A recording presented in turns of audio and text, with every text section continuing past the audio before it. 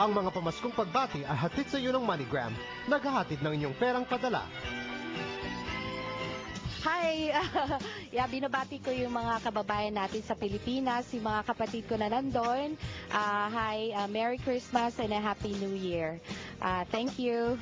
Merry Christmas, Happy New Year. Enjoy and have a Happy New Year. Prosperous New Year. Thank you. Thank you. Hi, everybody. Merry Christmas and a Happy New Year. Merry Christmas. Merry Christmas.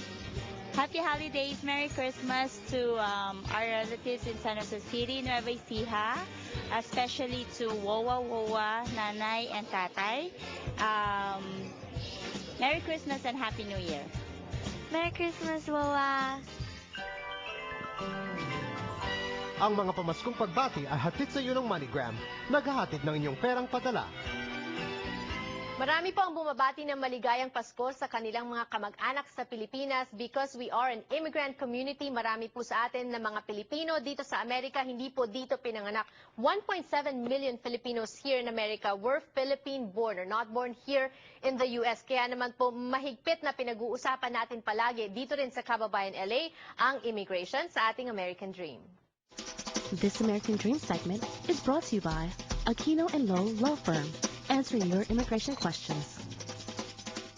This is the last Immigration Dream or American Dream segment on Kababayan LA for the year. Attorney Allison Aquino, thank you for joining us. Always a pleasure. And thank you for this whole year of, explaining immigration developments to us. Earlier, I spoke to Ronnie and we talked a little bit about the DREAM Act, about Librojo's case that's going to be, that's being debated on in the Senate. What do you think are the chances of the DREAM Act, the National DREAM Act, to be approved? Well, in the political or in the election coming up, it's unlikely that there's going to be any actual change by Congress, but that doesn't mean that we can just sit back and stop advocating for the passage of the DREAM Act. The Librojo case was a very good example of why the DREAM Act needs to be passed, and there is certainly a chance that perhaps in the next after the election that it is passed. But in the meantime, there are steps that the Immigration Service can take that will benefit persons like Mr. Librojo, even though the DREAM Act has not been formally passed by U.S. Congress. And that's why I like talking to you and Attorney Richard Lowe here on Kababayan LA, because you give different scenarios, you give different options to people that are wanting to get, legal documentation here in the U.S. And last time I spoke to him about different cases of, with people that where people come from when applying for citizenship. Let's talk a little bit about Mary's case right now, and if we can have it on the slide. Mary's case, it has something to do with fraud.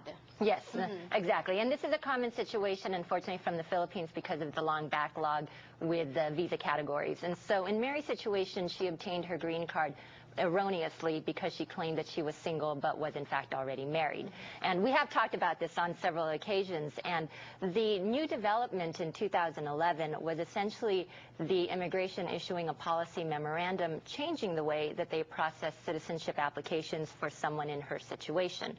So before, in Mary's situation, she would be told probably don't do anything, it's best that you just sit back, otherwise you might cause problems for yourself. Okay. With this new memorandum, it actually gives a little bit of hope that the immigration may be much more willing to forgive those instances of fraud. And that really has been the tone of the entire 2011 year with the Immigration Service, just like with Mr. Librojo.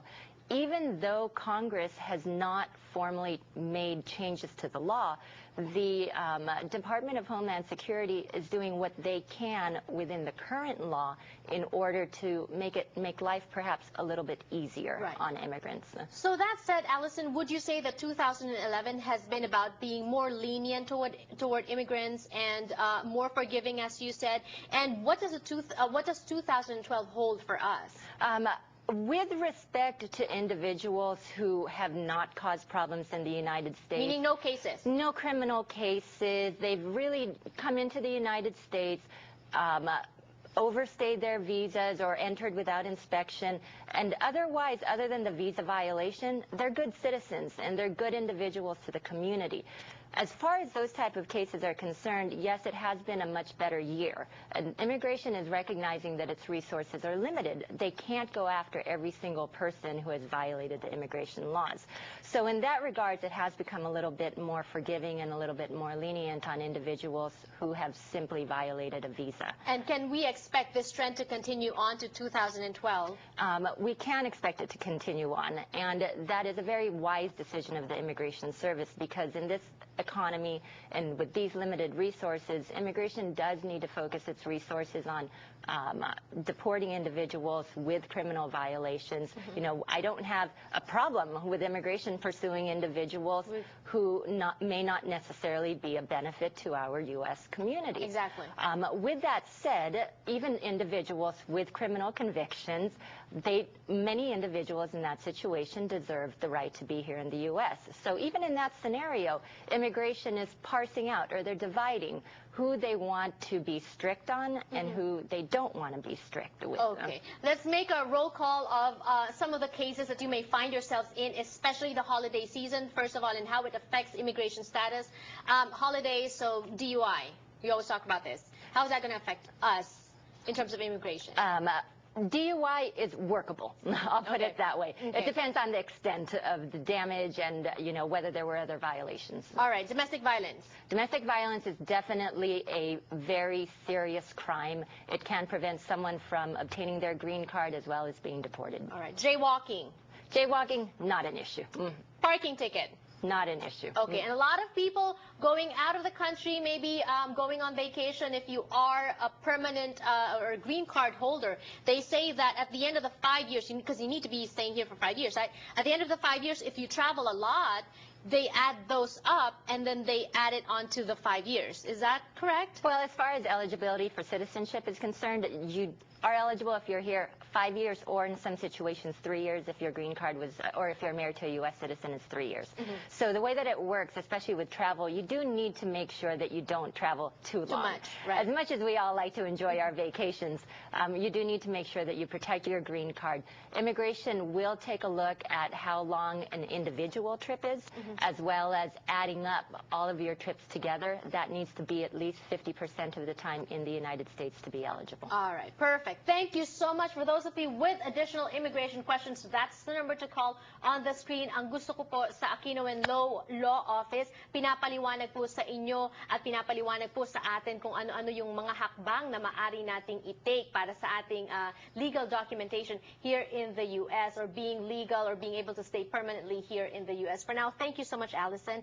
Merry Christmas. Thank you. And Happy New Year. Christmas. Yes, and I'll see you in 2012.